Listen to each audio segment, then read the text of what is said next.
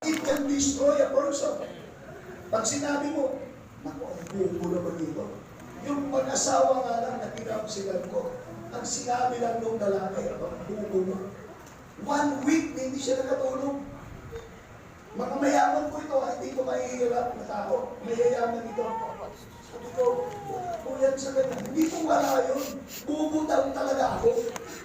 Naginin mo ko. Kasi ang babae ko, hindi ko talaga pwede ipag-salitaan ng ganun. Kasi po sa kanila, yung sinabi ko, dinadala talaga nila. Sa lalaki, wala lang yan. Galit lang eh. Naglabas siya lang ng galit. Wala nang masabi, di ba? Dahil mabait naman talaga, is lang naglabas ng salita. Pero you turn down, you hurt, you destroy the person.